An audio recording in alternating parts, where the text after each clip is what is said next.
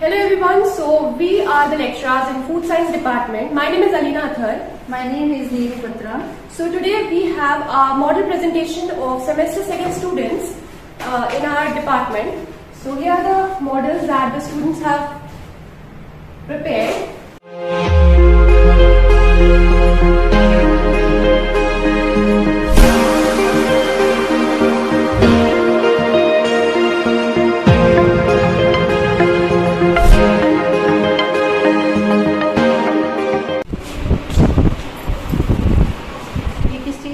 Good morning, my name is Miska.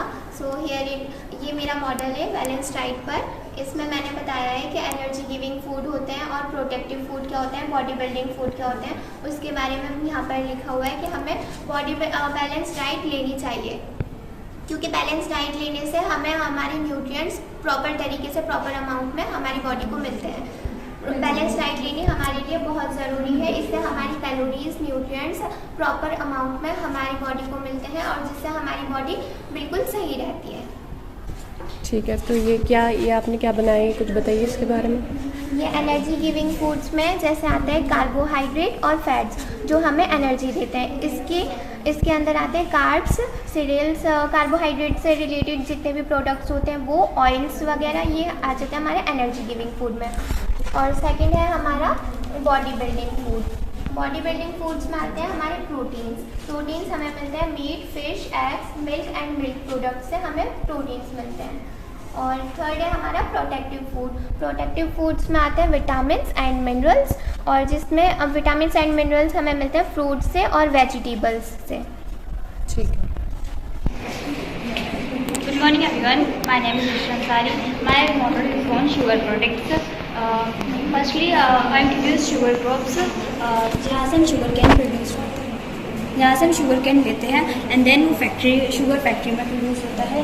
Then वहाँ sugar process कैसे होता है, फर्स्ट एक्सट्रैक्शन प्रोसेस होता है जहाँ हम शुगर कैन एक्सट्रैक्ट करते हैं और उसमें से शुगर केन में से शुगर जूस प्रोवाइड होता है हमको। फिर इसका क्लैरिफिकेशन होता है, लाइक इम्प्योरिटीज़ जो होती है उसे उसमें से निकाला जाता है शुगर केन जूस में से, एनी इम्प्योरिटीज़। फिर इवेपोरेशन होता है उसका, इन दी हीटिंग होता है जूस का। फिर क्रिस्टलाइजेशन होता है, then drying of sugar cane juice, and फिर शुगर प्रोड्यूस होता है हमको।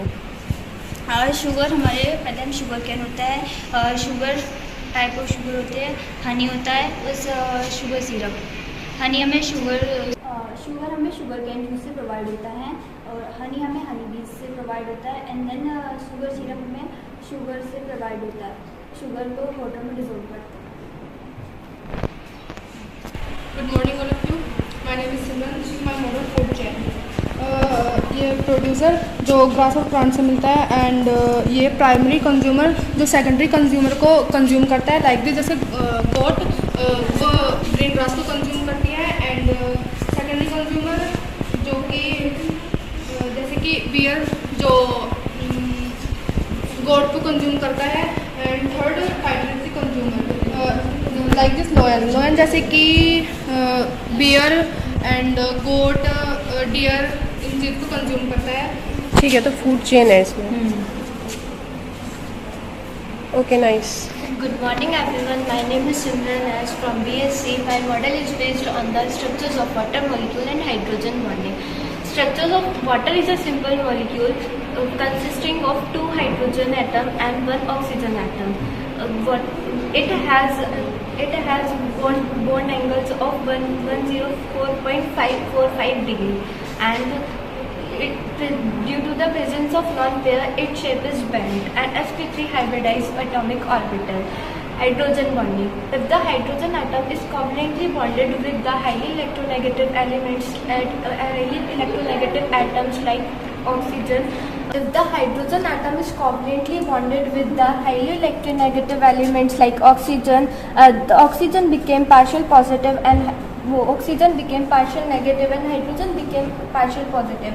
This attraction of partial positive and partial negative, it is known as the hydrogen bonding, and this is the strongest bonding than the dipole-dipole interactions, and this is the molecules of water. Good morning all of you, my name is Mansi.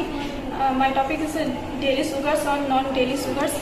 Daily sugars में paneer, milk और मलाई, और non daily sugars में हरी सब्जी, पालक, पनीर, मटर, बादाम, और डेली प्रोडक्ट्स में सबसे ज़्यादा कैल्शियम पनीर में पाया जाता है, और नॉन डेली शुगर्स में सबसे ज़्यादा हरी सब्जी में कैल्शियम पाया जाता है। इसलिए कैल्शियम तीत और हड्डियों के लिए सबसे ज़्यादा ज़रूरी होता है। और हाँ, ठीक है, चलो। Morning everyone. This is the model of food guide pyramid. Here you can see the food guide pyramid consists of 4 groups.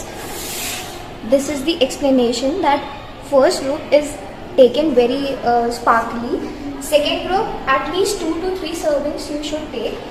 Third group, you should take 2 to 3 servings. And fourth group, you should take 5 to 6 servings. Group 1 contains fats, oils, sugars, sweets. That is should be consumed in 5%. Group 2 consists of meat, fish, milk, eggs, and it is taken in percentage of 20%. Later on, if we see group 3, it consists of fruits and vegetables. It should be taken in 35%. And according to group 4, it should be taken 40%, and it consists of breads, pulses, cereals. Okay. Good morning everyone, my name is Anabazim from BSc, and the topic of my model is structure of glucose. As you can see, this is the structure of glucose, and its molecular formula is C6H12 and O6. Glucose occurs naturally in the free state in many fruits and other parts of the plant. In humans, energy is also stored in the form of glucose, and in animals, glucose is released from glycogen in a process known as glycogenolysis. The weight is 180.156 gram per mole, and glucose is classified as monosaccharide because it cannot be further break down by hydrolysis, and its melting point is 146 degree centigrade, and density is 1.56 gram per centimeters cube.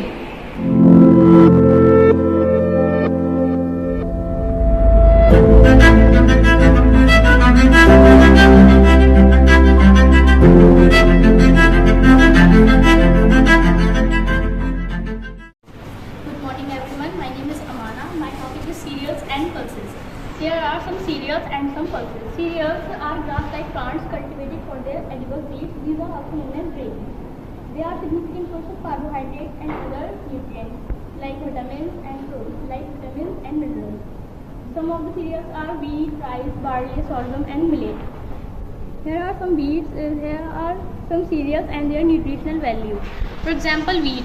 It is a good source of B vitamins and dietary fiber and phytochemicals. Now pulses. Pulses are also the edible seeds of leguminous plants. These are rich in protein, fiber and minerals. Common pulses include lentils, black beans, chickpeas, peas and kidney beans. There are some pulses and their nutritional value. For example, kidney beans. Kidney beans contains protein, vitamins, minerals and antioxidants. It improves memory, acts as a natural detoxifier. Next is chickpeas. Chickpeas are also called garbanzo beans. These are rich source of fiber and protein, good source of calcium and help in weight loss. Next is lentils. Lentils are good source of proteins, vitamins and minerals. It helps in prevent birth defects in expecting mothers. Helps in weight management and helps to manage blood sugar control. Okay, what is the difference between cereals and pulses? Cereals and pulses both are edible seeds. Difference? Seeds, but ma'am, cereals are edible seeds of grass-like plants and pulses are edible seeds of leguminous plants. Okay.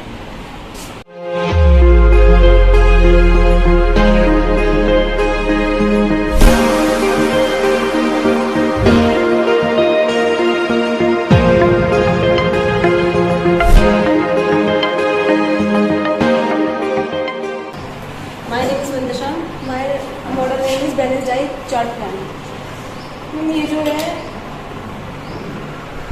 ये fish and meet जो होते हैं ma'am, ये body building foods होते हैं जो ma'am body बनाते हैं जो लोग, प्रोटीन से भरपूर होता है ये, इसलिए फिश में प्रोटीन ज़्यादा होती है, प्रोटीन की मात्रा ज़्यादा होती है इसलिए। और ये है ड्राई फ्रूट्स, ये भी इनमें बहुत ज़्यादा प्रोटीन और मिनरल्स होते हैं, ये भी हमारी बॉडी के लिए मोस्ट इम्पोर्टेंट होता है। बॉडी बिल्डिंग फूड्स के लिए ये भी इम्पोर्टेंट होता है।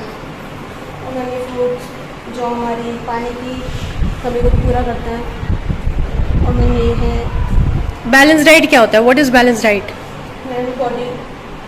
बॉडी को मेंटेन करना। वो मतलब ऐसी डाइट है ना जो पूरी सारे न्यूट्रिएंट्स आपको राइट अमाउंट में मिल रहे हैं, तो वो बैलेंस डाइट हो गई है, तो उस पर बनाया तुमने। ठीक है, सो इसमें सारे फूड आ जाएंगे, एनर्जी गिविंग। यस मैम, ये ड्राई फ्रूट्स हैं, ग्रेन्स एंड नट्स। हम जो प्योर वेजिटेरियन होते हैं, जो मीट्स वगैरह नहीं खाते, वो ग्रेन्स एंड नट्स का यूज़ करके अपनी बॉडी मेंटेन कर सकते हैं। अच्छा, वो बॉडी बिल्डिंग फूड के लिए रिप्लेसमेंट। ठीक है।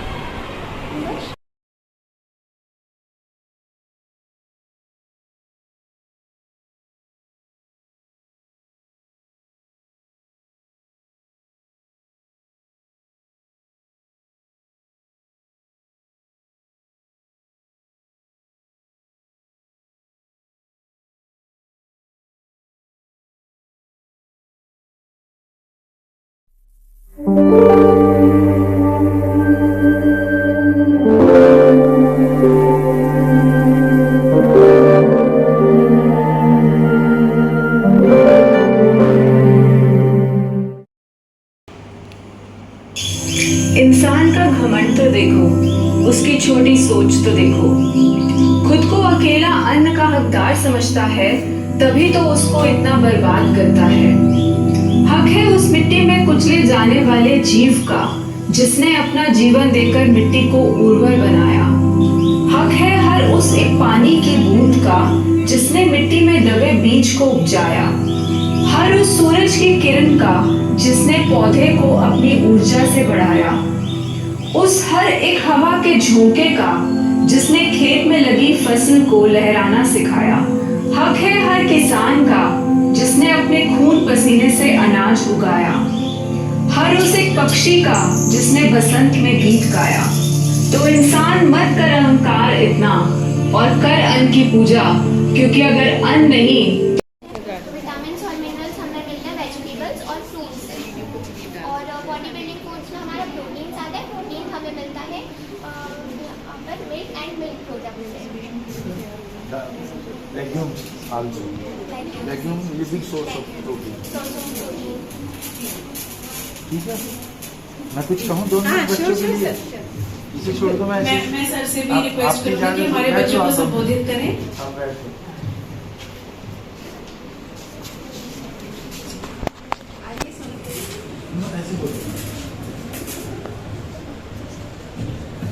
आज बहुत अच्छे टाइम पे मैं आपके कॉलेज में आया, आप लोगों से मुलाकात हुई, नैन्सी की मुलाकात हुई।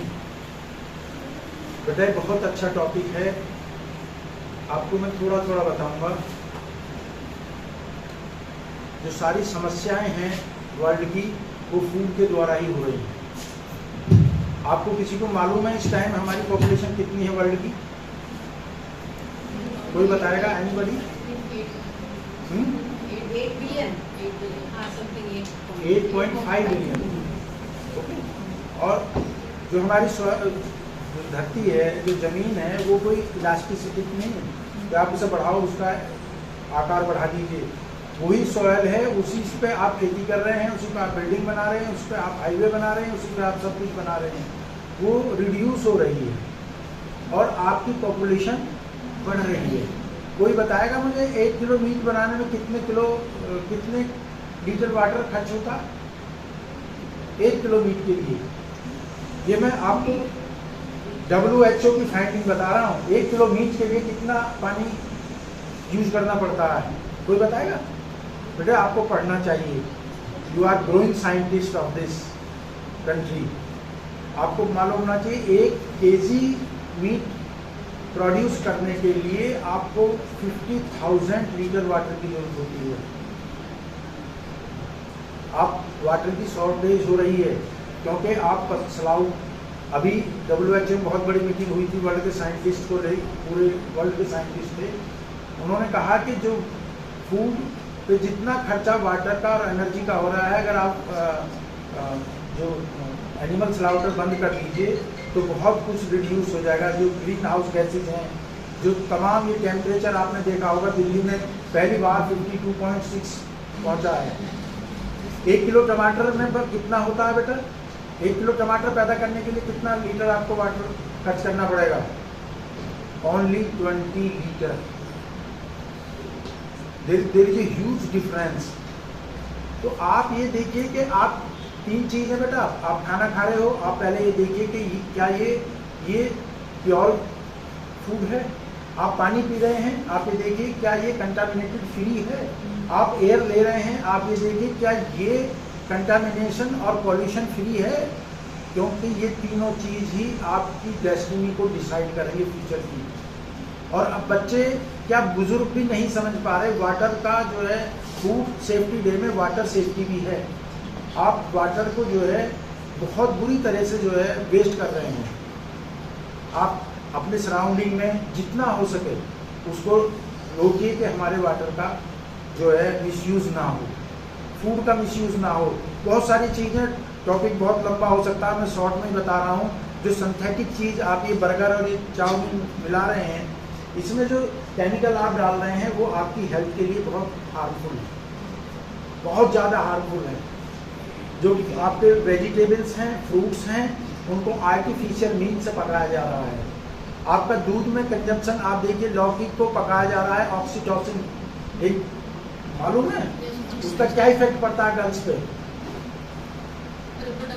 रिप्रोडक्टिव साइकिल जल्दी आ जाती है। जो कभी अब से 50 साल पहले 15, 16, 17 साल में आती थी, वो 9 साल तक आ गई। आप देखिए इथाइलिन आप यूज़ कर रहे हो, इंजेक्शन लगा रहे हैं उसके अंदर, लौकी के अंदर।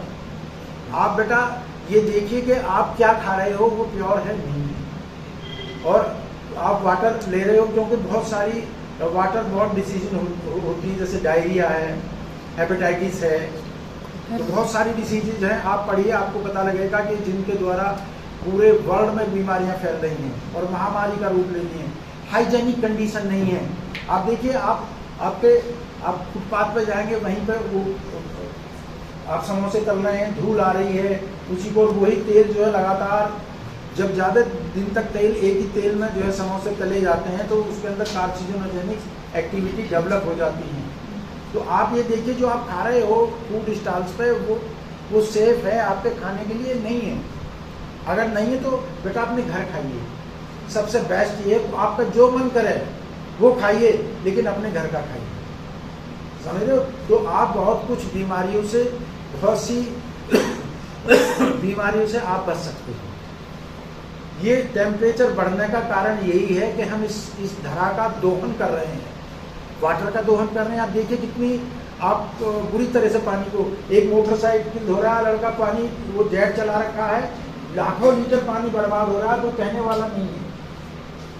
आप समझिए, आप बहुत छोटी छोटी चीज़ के लिए लाखों लीटर पानी, और पानी का जो लेवल है, जो कभी यहाँ पे 50-60, हमारे टाइम में जब हम बच्चे थे, आपकी उम्र में 50-60 फीट था, 100 फीट हुआ, और आज गाजियाबाद में 1000 फीट पानी है। आपको ये भी पता होगा, बंगलौर में, हैदराबाद में, चेन्नई में वाटर ख़त्म हो गया है, और अफ्रीका में कैपटाउन में वाटर बाहर से आता विदेशों से।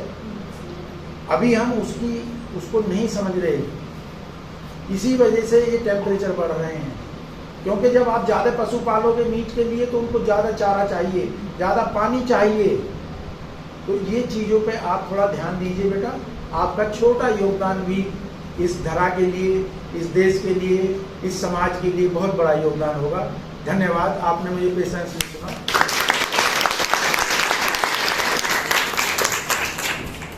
ज़रूरी नहीं है सबके पास ज़मीन हो उगाने के लिए। अगर कुछ भी नेचुरल चाहिए तो आप छोटे से गमले में भी उगा सकते हैं।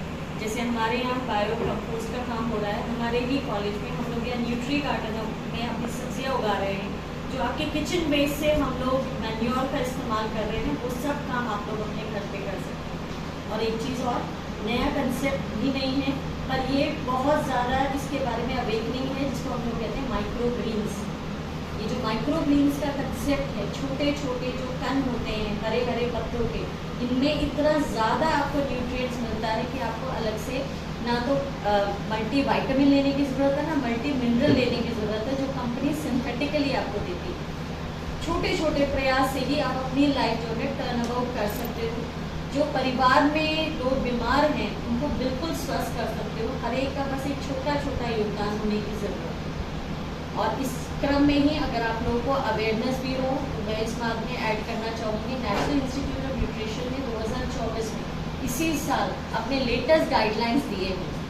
तो RDAs के टेबल आप लोग NIN की साइट से भी ले सकते हैं, ताकि आपको पता लगे कि आज के युवा को कितना प्रोटीन चाहिए, कितना कार्ब्स चाहिए, कितना बाकी न्यूट्रिएंट्स चाहिए, micro and macro nutrients both. आपको अवेयरनेस होगी, क्योंकि ऐसा नहीं है कि जितना पहले हमारी रिक्वायरमेंट थी उतनी ही आज है। It has been changing because our activity is being changing. तो हमारी एक्टिविटीज़ जो चेंज हो रही है, हमारे आसपास का जो एनवायरनमेंट चेंज हो रहा है, ये हमें और ससेप्टेबल कर रहा है बीमारियों को। और हम उनसे तभी बच सकते हैं अगर हम वो सारे स्टेप्स फॉलो करें जो सर ने बताया, जो मैम ने बताया, कि हम जितनी नेचुरल चीज़ों की तरफ जाएं, जितना हम खुद चीज़ों को उगाएं, जितना हम खुद फ्रेश चीज़ों को लें, जितना हम रिफाइनमेंट की तरफ चलते चले जाएंगे, उतना हम न्यूट्रिएंट्स को खोते चले जाएंगे। दलिए में, साबुत अनाज में जितना न्यूट्रिएंट्स है उतना दलिए में नहीं, जितना दलिए में है उतना आटे में नहीं, जितना आटे में है उतना मैदे में नहीं है। ठीक है, ऐसे जितना रिफाइनमेंट होता चला जाएगा, जितना आप इसको और ऐसे प्रोडक्ट्स में इस्तेमाल करते चले जाएंगे जो डेली आप यूज़ करते हैं पिज़्ज़ा बर्गर में, उतना आपकी बॉडी में न्यूट्रिएंट लॉस होता चला जाएगा। Thank you. बच्चों, ये पार्टिसिपेटरी अप्रोच बहुत ज़रूरी है। बहुत सारी चीज़ें हमने आपको बताई। एक कोई स्टूडेंट, एक या दो स्टूडेंट आपके मन में जो विचार हो सामने आए हो, कुछ सोनाली आप बता सकते हो? आइए।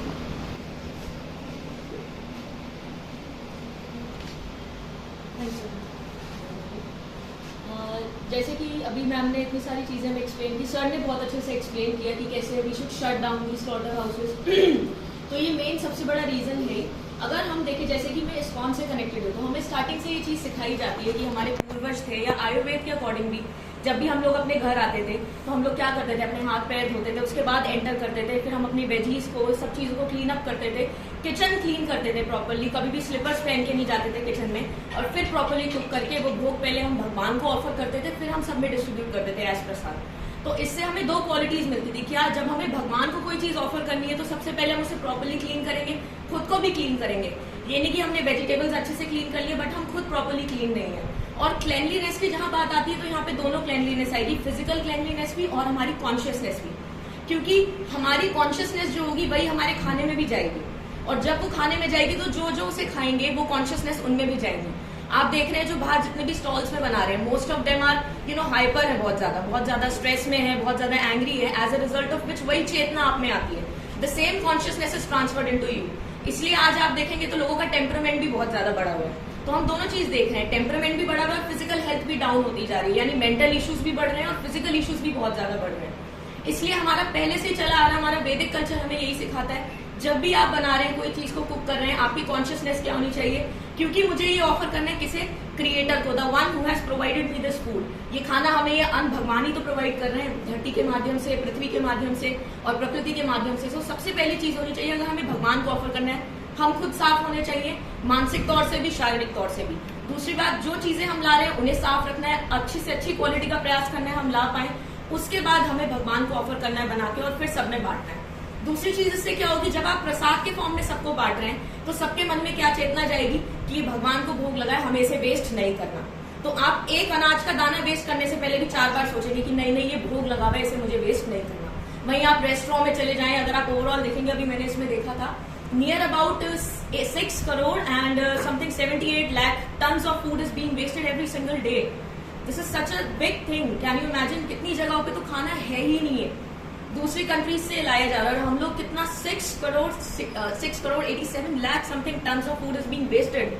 रेस्टोरेंट में जा रहे हैं, बड़ी प्लेट ऑर्डर करते हैं, उसमें से थोड़ा सा खाएंगे, बाकी सारा गया, क्योंकि हमारे वैदिक कल्चर के साथ साथ हमने अपने एटिकेट्स भी खत्म कर दिए हैं। अब हम ऑफर नहीं करते भोग को, कुछ नहीं करते, तो हमें लगता है नॉर्मल खाना है, इसको जाने तो डस्टबिन में, what is going to happen, कुछ नहीं।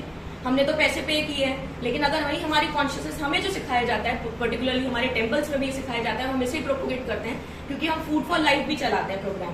उसके under food for life 2 lakh students जो होते हैं लगभग, उन्हें हम लोग स्कूल्स के या कॉलेज के, उन्हें भी हम लोग डेली फूड ऑफर करते हैं, लेकिन ये भगवान को ऑफर करा होता है। सबसे पहले हमें ये बात याद रखनी है कि हमें वेस्ट नहीं करना, उसके लिए सबसे पहले हमें ऑफर करना पड़ता है। तो हमारे दिमाग में आएगा कि हाँ, ये क्योंकि भगवान को भोग लगा हुआ है, उन्होंने ही हमें प्रोवाइड करा है, एक थैंक्स भी उनके लिए हो गया। दूसरी बात, अब हमें इसे वेस्ट नहीं करना, तो हमारी दोनों चीजें फुलफिल हो जाएंगी, हम नेचुरल भी खाएंगे और हम उसे वेस्ट भी नहीं करेंगे।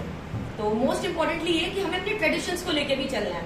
आज हमने अपने ट्रेडिशंस, अपने वैदिक कल्चर को छोड़ दिया। Science is absolutely incredible, but if we leave behind our Vedas और if we leave behind our ancient culture, तो वो प्रॉब्लमैटिक होगा, फिर वो हमें डिस्ट्रक्शन की तरफ ही लेकर जाएगा, कहीं पे प्रोग्रेशन की तरफ नहीं। तो हमें दोनों को लेके चलना है, balance has to be there. अपने एंशिएंट चीजों को भी लेके चलिए, क्योंकि उन्होंने इतनी अच्छी चीजें हमें दी है हमारे पूर्वजों ने, और हमारी साइंस तो है ही कमाल। तो अगर ये दोनों चीजें रहेंगी, it is going to make a great difference in the society. Thank you very much. ने वर्किंग मॉडल्स बनाए हैं जो हम आगे आने वाले साइंस डे पे भी अगर एग्जीबिशन ऑर्गेनाइज करते हैं तो उसमें भी इनको हम जरूर रखेंगे। तो सभी बच्चों के लिए तालियां, क्योंकि सभी ने बहुत सारे कामों के बीच में अपना ये छोटे सा प्रयास किया है। जो भी स्टूडेंट अपने प्रोजेक्ट या मॉडल के बारे में कुछ बताना चाहता है, Arpita please come forward. Misbah,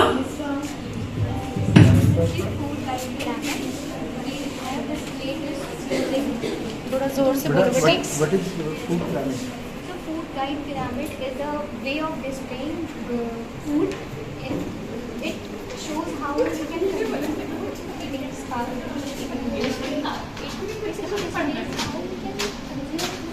What quantity or less or sparkling. Like here in this book, it is defining that eating junk food, cheese or butter or sparkling. And here in the second, 2 servings should be there. In which we use chicken or egg or yogurt. Basically eating chocolate or eating quantity is used. Group 3 is basically representing the vegetables and fruits that we should use almost like 2 to 3 servings per day. And mostly we should eat maida, corn flour, cereals, which is group 4, 5 to 6 servings in a whole day. This is so good. How can we say that this food is good for consume our students? What safety you take? अच्छा food खाने के लिए आप क्या क्या करोगे? क्या safety measures लोगे कि आपको सेफ्टी कैसे आप ये श्योर करोगे कि फूड अच्छा है? Way of representing also is a big factor, and the raw materials used. Growing or preparation is another thing, or representation is another thing. Through representation we can get if it is homemade, it has a unique smell and unique texture. This is not available in artificial food that we get outside, like usually burgers, pizza, that we eat snacks. They don't have that pleasant smell that we have teacher को क्यों मना किया जा रहा है? Sandwich को क्यों मना किया जा रहा है? It's not like we can't eat pizza or in a good way, because if we can change raw materials, we eat it in a good way. For example, we can use millets, ragi, or we can use in case of maida, which is usually used outside. So it is a great factor how we can change artificial and how we can change natural ways to natural products. और ये क्या artificial है? ऐसी चीज क्या है जो नुकसान है? Maida, basically maida or artificial flavors that we use. For example, food colors that we use are not good. Additional things like organic. We mostly use it. But we know the quantity, but they don't know, and they usually add it in large quantity, and which basically harm us in a bad way.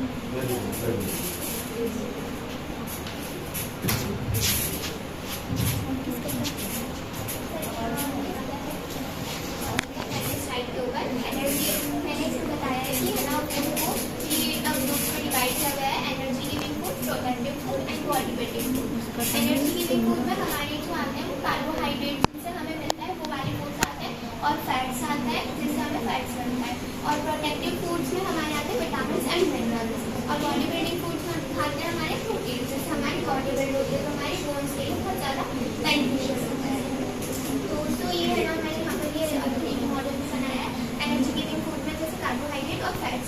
Body building foods में protein हमें मिलता है जैसे ये carbs, serials और potato से, और potato से प्रोटीन मिलता है? नहीं, कार्बोहाइड्रेट वगैरह सब है ना, थोड़ा वैसा बैलेंस है, वरना मैंने स्टार्च मिलता है, स्टार्च बाद में कन्वर्ट होता है। Very good.